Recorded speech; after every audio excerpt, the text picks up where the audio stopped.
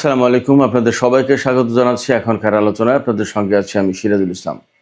দর্শক, ইরান গত রাতে জর্দানে মার্কিন ঘাঁটিতে আবার হামলা চালিয়েছে।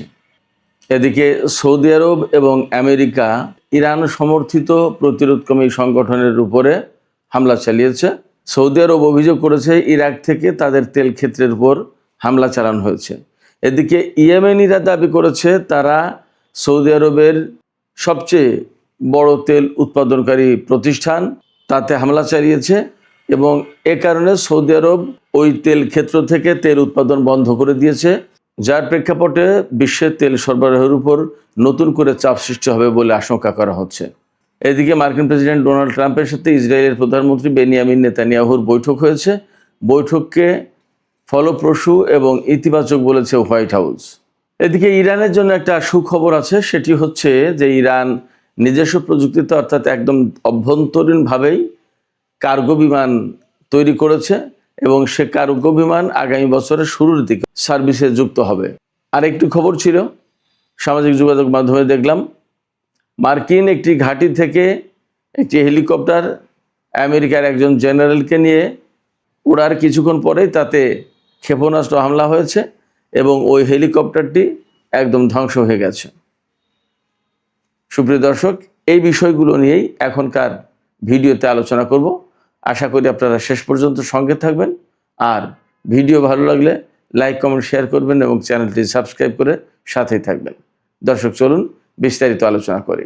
ইরানের আইআরজিসি অর্থাৎ ইসলামী বিপ্লবী গার্ড বাহিনী তারা জর্দানের মুওয়াফাক আল সালতি বিমান ঘাঁটিতে গত রাতে হামলা চালিয়েছে। অন্তত 3টি ব্যালিস্টিক ক্ষেপণাস্ত্র দিয়ে হামলা চালিয়েছে।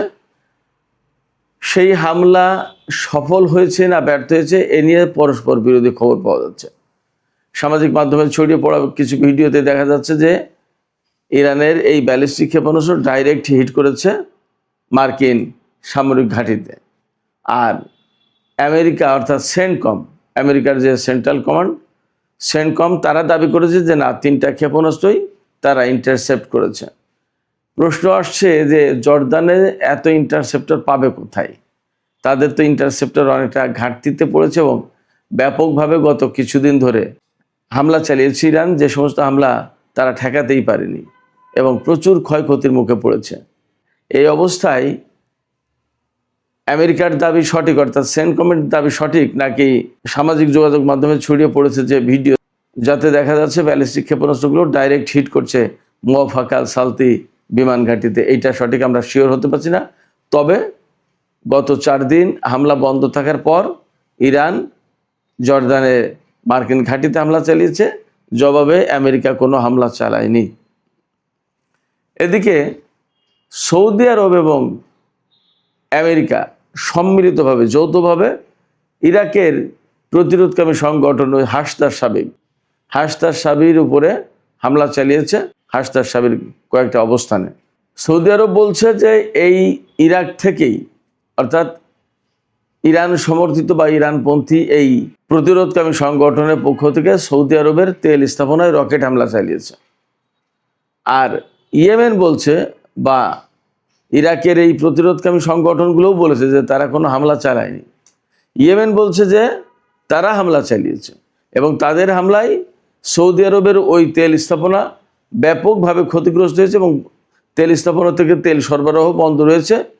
এই তেল স্থাপনা থেকে তেল উত্তোলন করে লোহিত সাগরে যে ইয়ানবু বন্দর আছে সৌদি আরবের, এই ইয়ানবু বন্দরে পাঠানো হতো তেল পাইপলাইনের মাধ্যমে। সৌদি আরবের পূর্বাঞ্চলীয় কাতি প্রদেশ বা আবকাইক অঞ্চল থেকে এই তেল উত্তোলন করে পাইপলাইনের মাধ্যমে দীর্ঘ পথ পাড়ি দিয়ে ইয়ানবু বন্দরে পৌঁছানো হতো।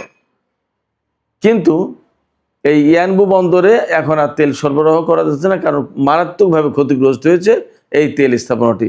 এটি হচ্ছে সৌদি আরবের সবচেয়ে বড় তেল উৎপাদনকারী স্থাপনা। সৌদি আরব এবং আমেরিকা হাসদার সাবির উপর হামলা চালিয়েছে।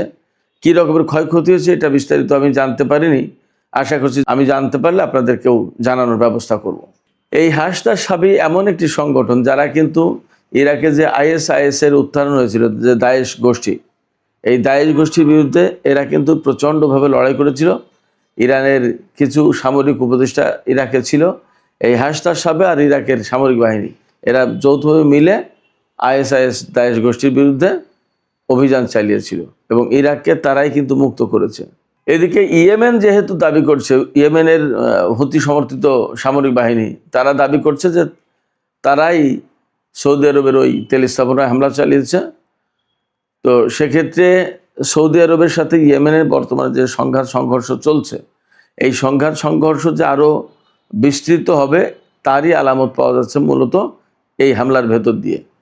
আর ইয়ারমুক বন্দরে যেহেতু এই তেল স্থাপনা তেল সরবরাহ বন্ধ করে দিল, সেক্ষেত্রে আন্তর্জাতিক বাজারে বা তেলের বাজারে একটা নেতিবাচক প্রভাব পড়বে আরও, সেটা মোটামুটি ধারণা করা যাচ্ছে বা আশঙ্কা করা যাচ্ছে। সম্ভবত এই তেল স্থাপনাটা থেকেই প্রতিদিন 5 লাখ ব্যারেল তেল উৎপাদন করা হতো একটা স্থাপনা থেকেই। দর্শক, বহু জল্পনা কল্পনা ছিল নেতানিয়াহুর আমেরিকা সফর এবং ডোনাল্ড ট্রাম্পের সাথে বৈঠকের ব্যাপারে। এরই মধ্যে বৈঠক হয়েছে নেতানিয়াহুর সাথে ট্রাম্পের, এবং ডোনাল্ড ট্রাম্পের পক্ষ থেকে দাবি করা হয়েছে এই বৈঠক ছিল ফলপ্রসূ এবং ইতিবাচক। তিনি তার ট্রুথ সোশ্যালে শেয়ার করা পোস্টে নেতানিয়াহুর সাথে বৈঠকের ছবি প্রকাশ করেছেন এবং সেখানে লিখেছেন যে বৈঠক ফলপ্রসূ এবং ইতিবাচক ছিল। আর নেতানিয়াহু বলেছে ডোনাল্ড ট্রাম্পের সাথে তার এই পর্যন্ত যত বৈঠক হয়েছে তার ভেতরে গতকালের এই বৈঠক ছিল সেরা বৈঠক। ডোনাল্ড ট্রাম্প বলেছেন অনেক গুরুত্বপূর্ণ বিষয় নিয়ে আলোচনা হয়েছে। জানি না আমরা কী নিয়ে আলোচনা হয়েছে, সেটা এখনও প্রকাশ করা হয়নি। তবে অনেকেরই ধারণা তো এমন ছিল, বা আমরাও অনেকেই এভাবেই ভাবছিলাম যে ডোনাল্ড ট্রাম্পের সাথে নেতানিয়াহুর এই বৈঠক হবে এবং সেখানে নেতানিয়াহু ডোনাল্ড ট্রাম্পকে ইরানের বিরুদ্ধে চূড়ান্ত অভিযান বা চূড়ান্ত হামলার জন্য তিনি হয়তো চাপাচাপি করবেন বা উস্কানি দেবেন। জানি না কি হয়েছে, তবে ডোনাল্ড ট্রাম্প গতকাল যা বলেছিলেন তিনি যদি তাতে স্থির থাকেন তাহলে হয়তো আমেরিকা ইরানের বিরুদ্ধে হামলায় আর জড়াবে না। গতকাল জর্দানে হামলা করার পর, ইরান যে হামলা করেছে তারপর আমেরিকা কিন্তু কোনো জবাব দেয়নি। আসলে আমরা একটু অপেক্ষা করি, পরিস্থিতি আসলে কোন দিকে যায় দেখি। এখনই চূড়ান্ত কথা বলা যাচ্ছে না। আরেকটি গুরুত্বপূর্ণ খবর আছে, এটা ইরানের জন্য সুখবর বটে। ইরান বেশ কিছুদিন মানে গত কয়েক বছর ধরে চেষ্টা করছিল কার্গো বিমান তৈরি করা নিজেরা অভ্যন্তরীণভাবে। এই কার্গো বিমান তারা তৈরি করে ফেলেছে এবং সেটা পরীক্ষা নিরীক্ষার একেবারে চূড়ান্ত পর্যায়ে রয়েছে। আশা করা হচ্ছে যে আগামী বছরের প্রথম দিকে এই বিমান সার্ভিসে যুক্ত হবে। আগামী বছর প্রথম বলতে দুটো সময়ের যে কোনো একটা হতে পারে। একটা হচ্ছে ফার্সি বছর আর একটা হচ্ছে ইংরেজি বছর। জানুয়ারিতে নতুন বছর শুরু হবে খ্রিস্টীয় যে ক্যালেন্ডার সেই অনুযায়ী, আর ফার্সি বছর শুরু হয় 21শে মার্চ থেকে।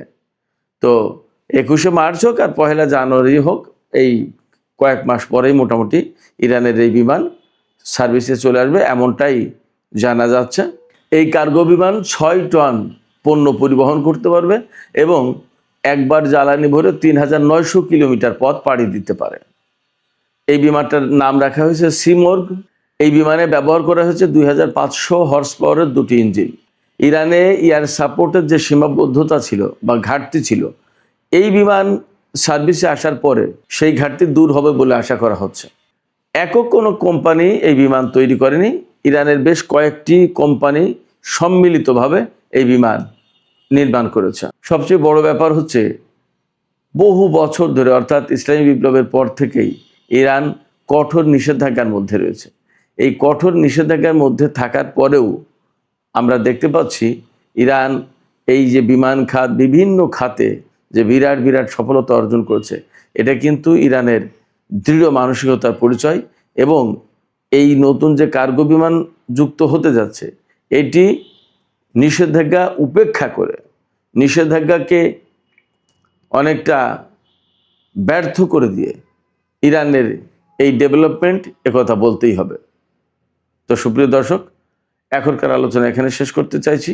আলোচনা শেষের আগে আপনাদের কাছে জানতে চাই, আপনাদের মতামত জানতে চাই, ইরান এই যে কার্গো বিমান তৈরি করলো এবং আরও বিভিন্ন ক্ষেত্রে তাদের উন্নতি অগ্রগতি দেখেছি আমরা।